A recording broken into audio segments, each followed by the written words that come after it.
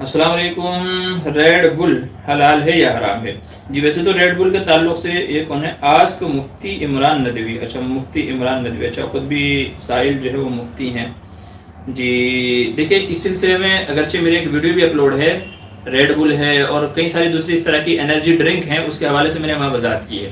دیکھیں ریڈ بل جو ہے وہ ایک انرجی ڈرنک ہے، یعنی اس کے اندر ایسی چیزیں ملائی گئی ہیں کہ جس سے انرجی یعنی کہتے ہیں ایمرجنسی طاقت، ٹھیک ہے، ایمرجنسی طاقت آدمی کے اندر، پاور آدمی کے اندر پیدا ہو جاتی ہے. آدمی کی جو باڈی ہے اس کے اندر جو اعضاء وہ ایکٹیو ہو جاتے ہیں. تو ریڈ بل کے اندر اس طرح کی چیزیں شامل کی گئی ہیں، اسی لیے اس کو انرجی ڈرنک کہا جاتا ہے کہ اسے پیو تو فوراً آدمی کے اندر انرجی اور ایکٹیویٹی پیدا ہو جاتی ہے. مسئلہ یہ ہے کہ یہ دیکھا جائے کہ اس کا جو انگریڈینٹ ہے، یعنی اس کے اندر جو اجزاء شامل کیے گئے ہیں، اس کے اندر کوئی حرام نجس چیز تو نہیں ہے. اب تک کہ معلوم یہ پڑا ہے، جو تحقیق ہے اس سے معلوم پڑا ہے کہ اس کے اندر کوئی حرام چیز نہیں ہے.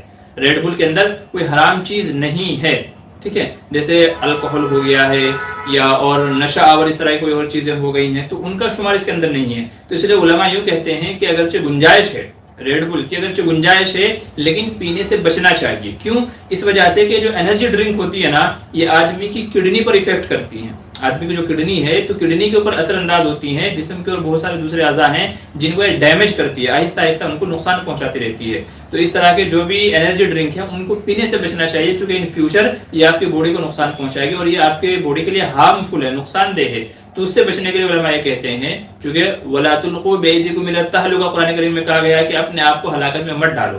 تو ہلاکت میں نہ ڈالنے کا مطلب یہی ہے کہ آدمی وہ اعمال نہ کرے کہ جس سے آگے چل کر کے اس کے جان مال کو نقصان ہو.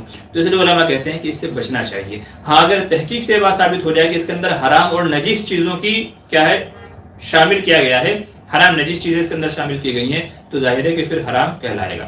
تو اب یہ آپ اور مزید تحقیق کر لیں. ہماری تحقیق تو یہی تھی، ہم نے جہاں بھی جن لوگوں سے بھی پوچھا کہ بھئی اس کے اندر کوئی ایسی نجس یا حرام چیز شامل نہیں ہے. تو اس لیے اگرچہ فتویٰ جواز کا تھا لیکن احتیاطاً یہ ہے کہ نہ پیا جائے.